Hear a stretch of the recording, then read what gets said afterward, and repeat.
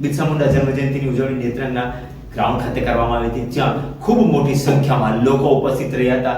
ત્યારે ચેતર વસાવાએ જન્મદિનને સંબોધતા એમ પણ કહ્યું હતું કે ડેડિયાપાડા ખાતે ભારતના વડાપ્રધાનને આવવા મજબૂર કરી દીધા આ આદિવાસીઓની તાકાત છે, એમ એમણે જાહેર મંચ ઉપરથી કહ્યું હતું. એમણે વધુમાં એમ પણ કહ્યું છે કે જ્યારે ડેડિયાપાડા ખાતે અને દેવમોગરા ખાતે જ્યારે માતાજીના દર્શન કરવા માટે, કુળદેવીના દર્શન કરવા માટે મોદીજી આવી રહ્યા છે, વડાપ્રધાન આવે છે, ત્યારે એમણે એમ પણ કહ્યું છે કે હિજારી લઈને આવે અને હિજારીમાં દારૂ અને મરઘાનો ચડાવો કરે અને તેનો પ્રસાદ ત્યાં જ ખાઈને જાય, ત્યારે અમે માનીશું કે વડાપ્રધાન સાચે જ આદિવાસીઓના હિત જ છે.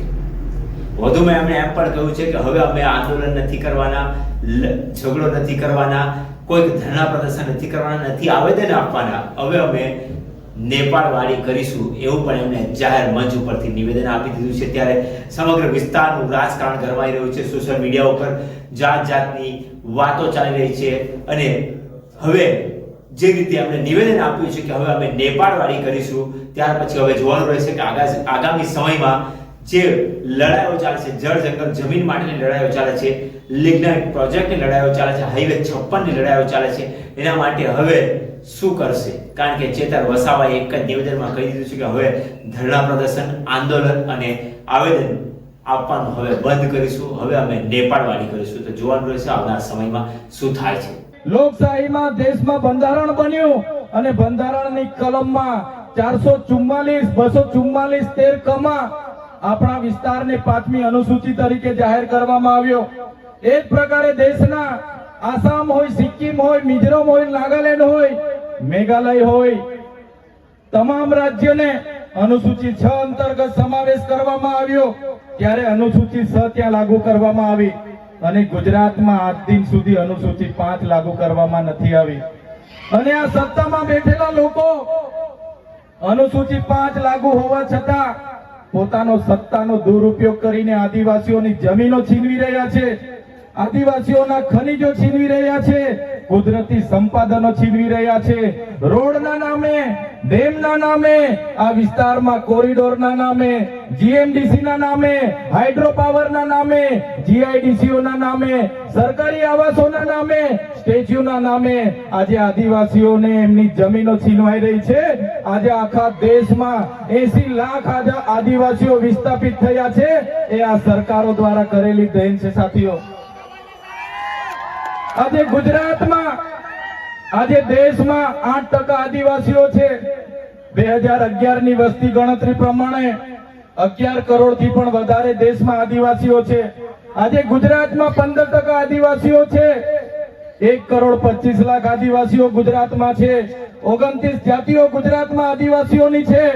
આજે તમે મને બતાવો કયા ક્ષેત્રમાં આદિવાસીઓ 15% છે? બતાવો મને.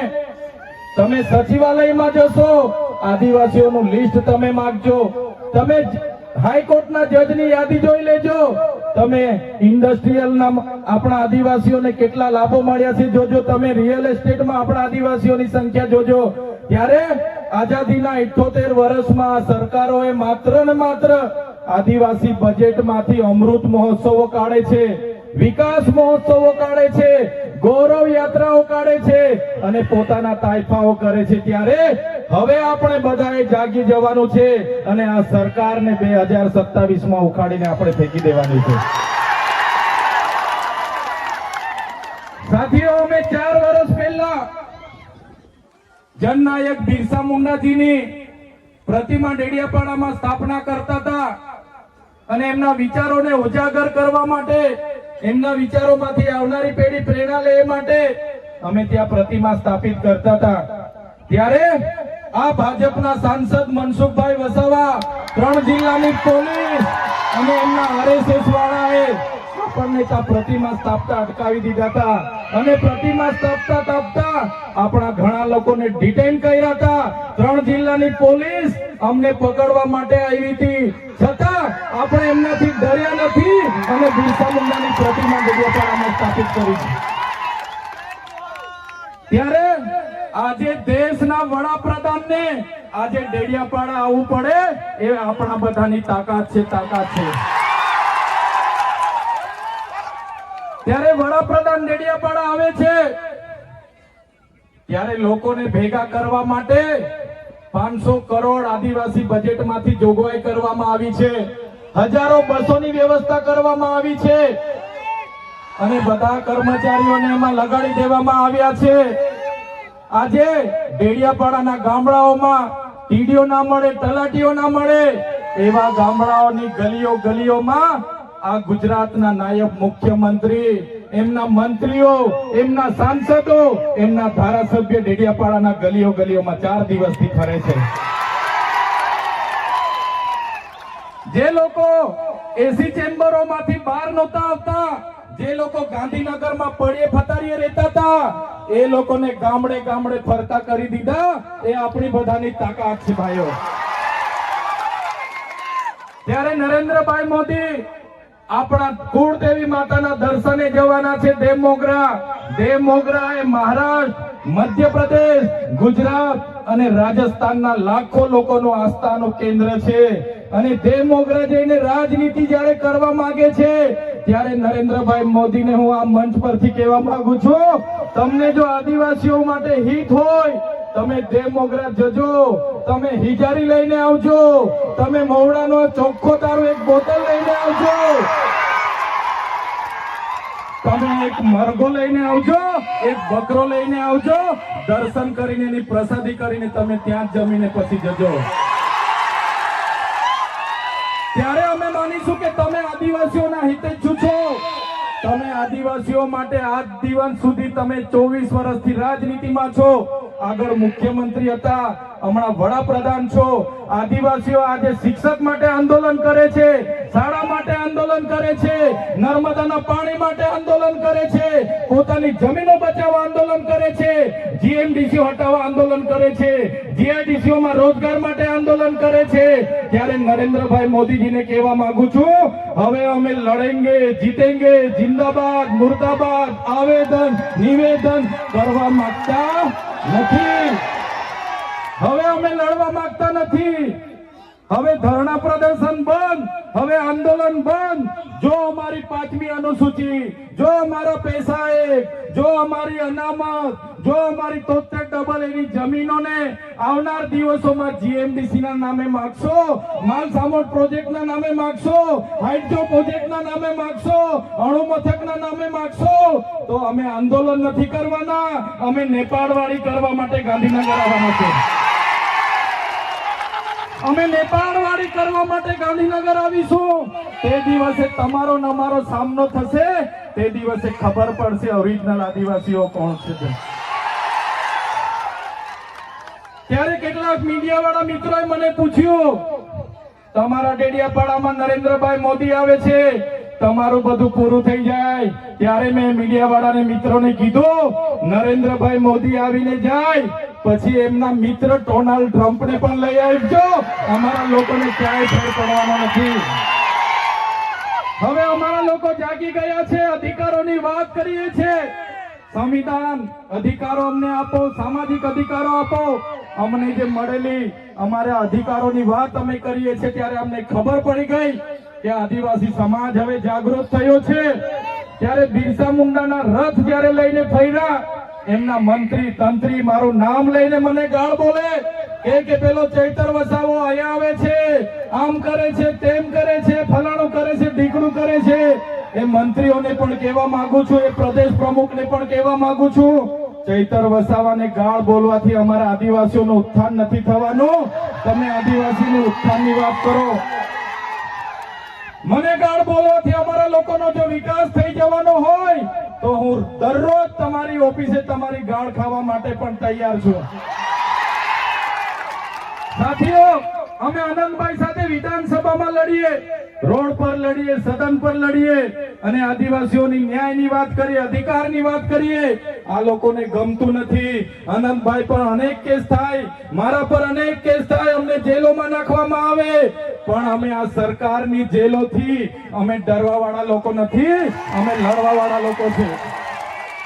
સાથીઓ, આ મંચ પરથી કહેવા માંગીએ છીએ, આ ચૈતર વસાવાને, અનંત વસાવાને જ્યારે સમાજની જરૂર પડશે, અમે આ ધડ ધરવા માટે પણ તમારી સાથે તૈયાર છે. આ ધડ ધડવા માટે પણ અમે સમાજ માટે તૈયાર છે.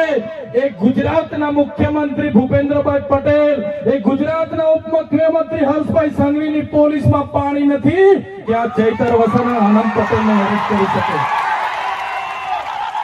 ત્યારે સાથીઓ જાગવાની જરૂર છે. આગળ ડોક્ટર સાહેબે કીધું, આપણી જે મૂળ સંસ્કૃતિ છે આપણે ભૂલી ચાલ્યા. આપણો નંદરિયો દેવ, આપણો ગામનો હિમારિયો દેવ, આપણો વાઘ દેવ, ગોવાળ દેવ, આપણો કાળિયો ભૂત, આપણે ધરતી માતાને પૂજનારા, આપણે નદી નાળાને પૂજનારા, આપણે ચંદ્ર અને સૂર્યને પૂજનારા, આપણે પ્રકૃતિના પૂજક તરીકે છે. ત્યારે જન્મ મરણની વિધિ, લગ્નની વિધિ આપણે ભૂલી ચાલ્યા છે. ત્યારે આજે આ લોકો આપણા પર જાતિનો દાખલો માંગે છે, પુરાવા માંગે છે. ભણેલા છોકરાઓને પૂછી લો. સાથીઓ, જે આપણી રીત પરંપરાઓ છે, આપણો જે પહેરવેશ છે, આપણા પૂર્વજો આઝાદી પહેલા ઓળખી કાઢતા હતા. ગોરા અંગ્રેજો આવ્યા, એમના પહેરવેશ, એમની બોલી પરથી આપણા પૂર્વજો જાણી ગયા કે આપણા દુશ્મન છે.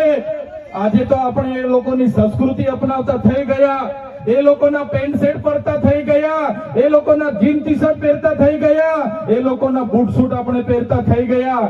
આપણી બહેનો પણ આજે પંજાબી પહેરતી થઈ ગઈ, ડ્રેસ પહેરતા થઈ ગયા, ચણિયા ચોરી પહેરતી થઈ ગઈ, જીન્સ ટી શર્ટ પહેરતા થઈ ગયા. ત્યારે આવનારા દિવસોમાં આપણો દુશ્મન કોણ છે તે આપણને ખબર પડવાની નથી. ત્યારે આપણે મૌલિક નૈતિક મૂલ્યો આપણે જાળવવા પડશે. આપણી બોલી ભાષા આપણે સાચવવી પડશે. આપણો પહેરવેશ, આપણી સંસ્કૃતિ, આપણા વારસામાં મળેલી આપણી પરંપરાઓ, રીત રિવાજો આપણે સાચવવા પડશે. સાથીઓ, આપણા વિસ્તારમાં વૈશ્વિકરણના નામે જમીનો છીનવાય છે. ઔદ્યોગિકરણના નામે જીઆઈડીસી આવી, એમાં જમીનો છીનવાઈ ગઈ. અને તમે જોઈ લો, આજે ધર્માંતરણના નામે આદિવાસીઓને ભોળવામાં આવે છે. આજે શિક્ષણના નામે ધર્મના પ્રચારો થાય છે. ત્યારે મારા આદિવાસી સાથીઓને કહેવા માંગુ છું, જે દિવસે આપણે આજે આદિવાસી તરીકે મટી જઈશું, તે દિવસે આપણું અનામત પણ આપણને મળવાનું નથી. તે દિવસે આપણે જમીનો પણ બચાવી નથી શકવાના. સંવિધાને આપેલી જળ, જંગલ, જમીન પરના અધિકારો પણ નથી બચાવી શકવાના. ત્યારે આ લોકોને આપણે કહેવાનું છે કે આપણે હવે ઓરિજિનલ આદિવાસીની રીત રિવાજમાં, પહેરવેશમાં, આવા કાર્યક્રમમાં આપણા હોજારો સાથે, વાજિત્રો સાથે ઉપસ્થિત થયેલા છે. ત્યારે મારા તમામ વડીલો, તમામ યુવાનો, માતા બહેનોને વિનંતી છે કે આ કાર્યક્રમ એ સમાજનો કાર્યક્રમ છે. અને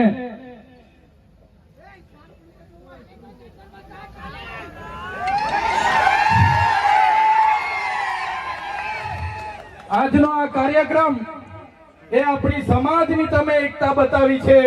આજે ભાજપના એ નેતાઓને, ભાજપના એ મુખ્યમંત્રી, ઉપમુખ્યમંત્રીને અને ભાજપના એ વડાપ્રધાનને આ આદિવાસીઓની તાકાત આજે આપણે બતાવી દીધી છે. એ બદલ બધાનો ખૂબ ખૂબ આભાર. આ આપણી તાકાત છે.